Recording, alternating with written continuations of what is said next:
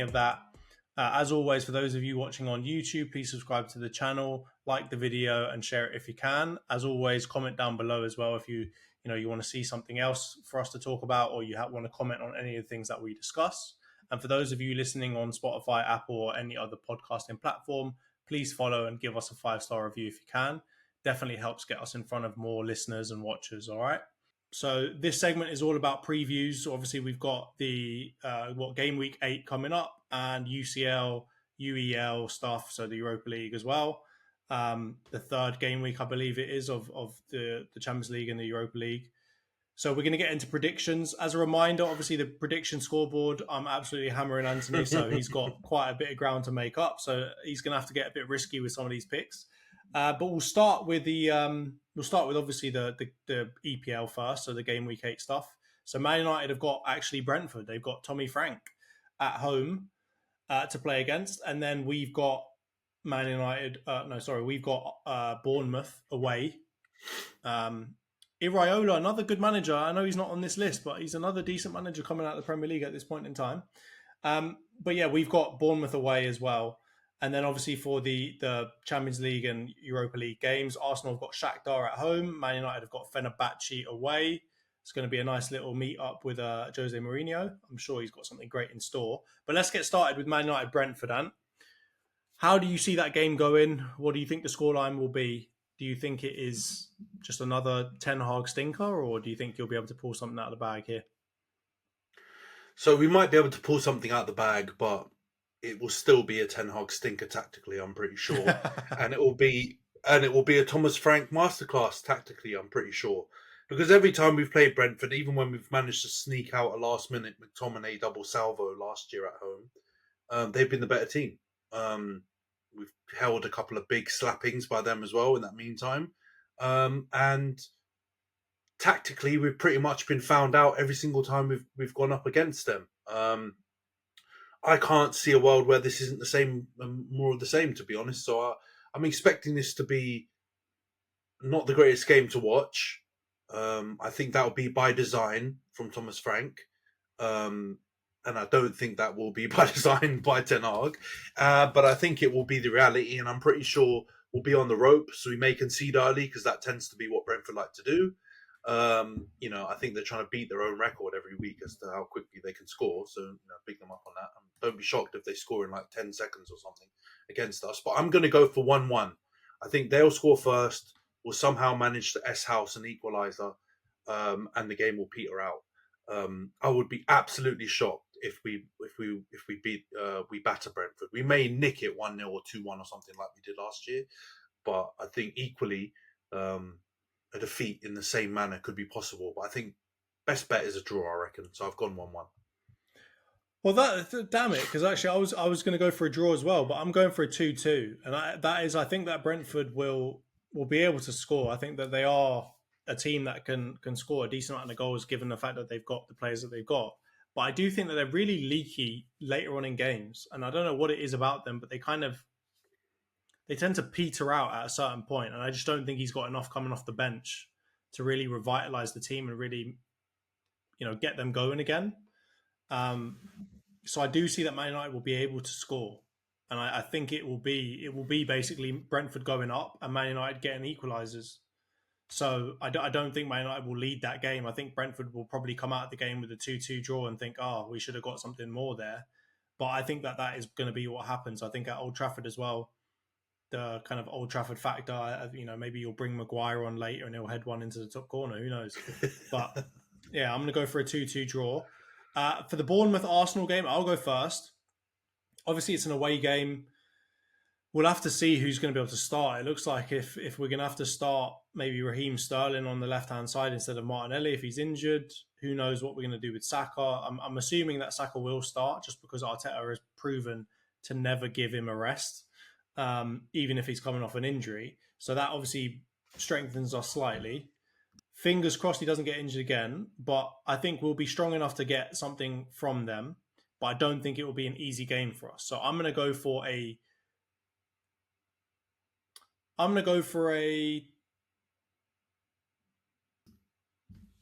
1-0 Arsenal win. I think it will be a relatively boring fixture to watch. but I think we'll have enough quality to get over the line. What about you? I'm going 2-0 Arsenal. I think it will probably go the way that you said, but I think Bournemouth are quite ballsy with their approach, and Iriola goes for it. So I think you saw it. I think against Chelsea, I think it ended 1-0, but Bournemouth absolutely battered them. And at the end, especially, they were throwing the kitchen sink, and that's what kind of allowed Nkunku to come in and score that winner. So I think you'll have a lot more stability against them because defensively you're a lot stronger than Chelsea. But I think, it could go in that way. I think they'll stick it on you. It's the 5:30 Saturday kickoff. Bournemouth's one of those places you don't really want to go to at that kind of, in those evening kind of setups when they get, they get going.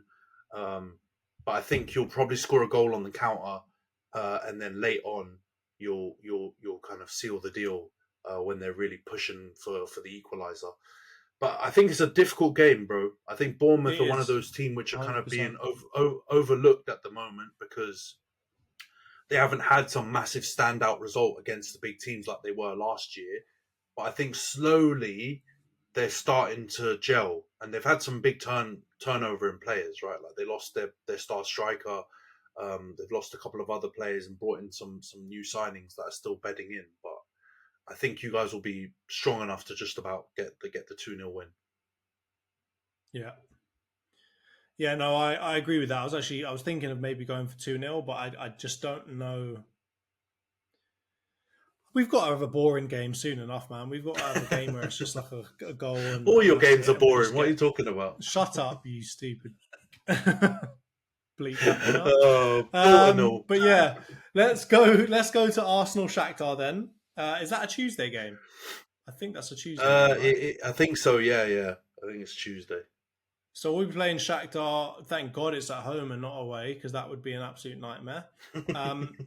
You wouldn't play in Ukraine, though. Chill. No, that's what I mean. That's why it would be an absolute nightmare. So I don't know where they're playing, but I don't want to be going anywhere near any of the very far away Eastern European countries, especially if we've got to then go and play a bloody Premier League game again, especially with all the injuries we've got already. So happy to be at home. I'm going to go for... I don't really know about anything about Shakhtar anymore, man. I don't know what they look like in terms of their team. I don't know if they're good, they're bad, whatever else. I've got to assume they're decent because they're still in the Champions League. But I don't... there are no streets will never forget borders in their team that I can think of off the top of my head. And as a result, I'm going to make a really uneducated guess, and I'm just going to say we're going to beat them 3-1. So you think the lack of street borders, they're going to score against you? Yes, I'm going to say if I can't recognise anyone in your team, we're going to beat you. You're going to score. Yeah.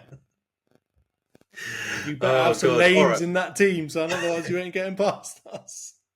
I get you, though, because Shakhtar definitely did have, they were like the Brazilian parent club where they would just buy up all the stars, and, a lot of our Brazilian talent that came to the Premier League came via Shakhtar. But I don't know anyone on their team right now, I have to be honest. And I play FM, and I'm still tapped into all of that stuff, and I still can't tell you anyone that plays for them. So I because of that, I'm also going to go for an Arsenal win, but I don't think they're going to score. So I'm going to go 3-0. All right. Yeah, I mean, I just looked through their team, mate. They've still got Brazilian ballers, but I just don't know who any of them are. Pedrinho, Kevin, Eguinaldo, Newton, Marlon Gomez. I ain't got a clue who any of these dons are. But I've got to believe that they've got some sort of technique. So they might have enough to get a goal past us. Let's put it that way. But let's get on to probably the tastiest game of all four of these, which is Fenerbahce Man United. This is coming off some absolutely top-tier moments again from Mourinho, where he's showing the screen of the referee's mistake to the camera and getting a yellow card for it. Obviously, he's just continuing to be top-tier, world-class television Mourinho. And obviously, Eric Ten Hag is doing the same thing, but without the charisma. He's just, you can't take your eyes off it. It's like a car crash. And so it's going to be a really, really weird game, but it is away. And obviously the Turkish fans don't ramp. They are very serious about their football. And I think they will be getting up really getting up for this game against Man United. So I'm going to let you go first on this one because obviously it's a Man United game. How do you think this game goes? Oh God.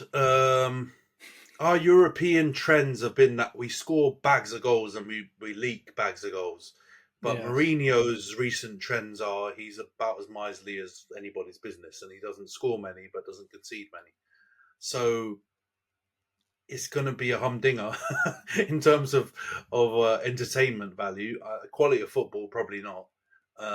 But I think somehow Ten Hag's going to find a way to drag Mourinho down to his goal scoring chaos level, and it's going to be a high scoring game. So I'm going to go for Fenerbahce 2, Man United 2. We probably will go ahead in this game multiple times and still somehow manage to bottle it and Fenerbahce score. Don't forget they've got Fred, they've got Amrabat, Amrabat, yeah. and they might have someone else that I'm forgetting too. But they've got some Man U ties. They've in got there. Tadic. Tadic is Yeah, a baller. Tadic as well, who's packed us out a few times for Southampton before. But yeah, they've got some handy players. But yeah, Oh, they've got that Saint idea. Maximan as well. Imagine Saint Oh yeah, they've Maximan got absolutely Nanu. ripping bloody. I don't know if it will be Dallo or bloody Johnny Evans or whoever it is that you're putting in your bloody team as a left back. But yeah, I can see that not going too well. Yeah, it's going to be. Yeah, the urge is to say, oh, we've been low scoring in the league, so maybe we'll just carry that over because that's kind of Mourinho's mo. But I think in Europe, for some reason, it's got to be like instruction wise. Ten Hag just says go for it, and we score goals and we let concede bags of goals. And so I think we'll have that impact on Fenerbahce. But yeah, they've got some decent players, man, and the script is there. Mourinho against Ten Hag, Fred and Amrabat against our new look midfield that we've basically replaced them with. Yeah, it's there to be written. So I think it'll be a draw, but I wouldn't be shocked if we lost it or won it in a high scoring game. What do you think, mate? I think Fenerbahce are going to win. And the reason why I think that is just because they've actually. So I'm looking through some of their results, right? They had a really stinky result against Galatasaray at home where they lost 3-1, and I know there was a lot of pressure put on Mourinho because of that. But other than that, they've had a pretty decent record. I think they drew with FC20, which you guys did as well. So I think it will be a really competitive game.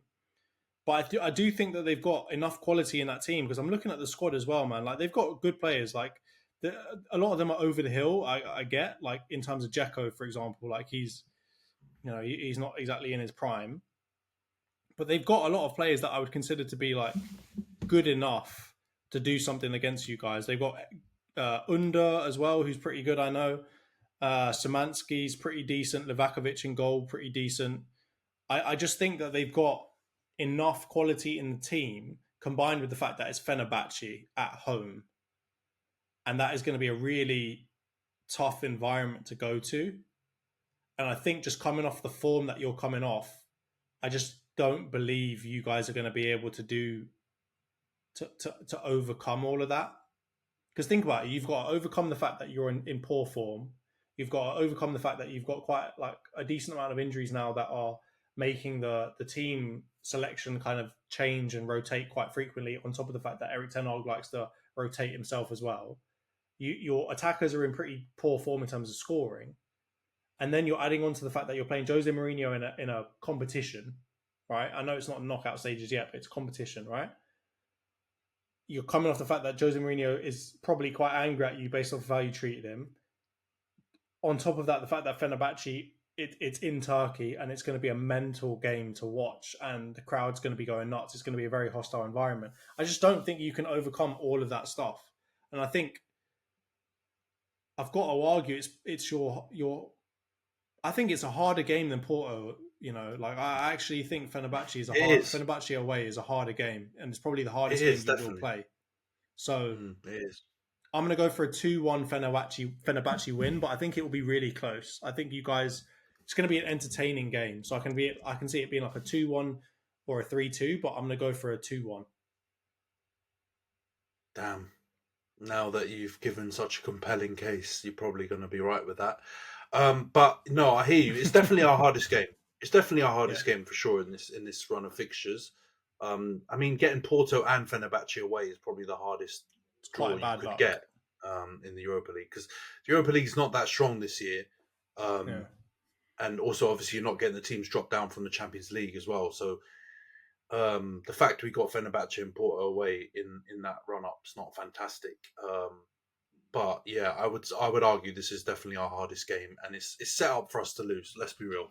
The way we're playing, the connections a lot of their players and obviously Mourinho has with United as well.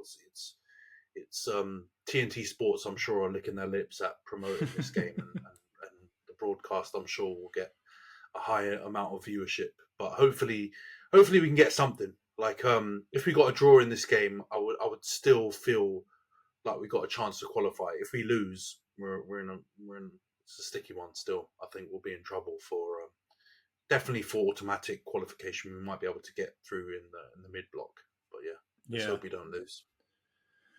yeah. It will be a tough one. Again, I don't. It's fun to see Man United do badly, but I mean, I'm Even ready for you're a having bit of a. enough, I'm surely. ready for a bit of a break now. All right, just get back to being like not being so crazy for a little bit, and then you can go back to being really bad when I'm in. You know, when it's like you're when you eat too much rested. chocolate. I've had too much. I'm feeling sick now of the sweets that I've had with Man United being so bad. But you never know. In a couple of years, I might come to regrets ever saying that.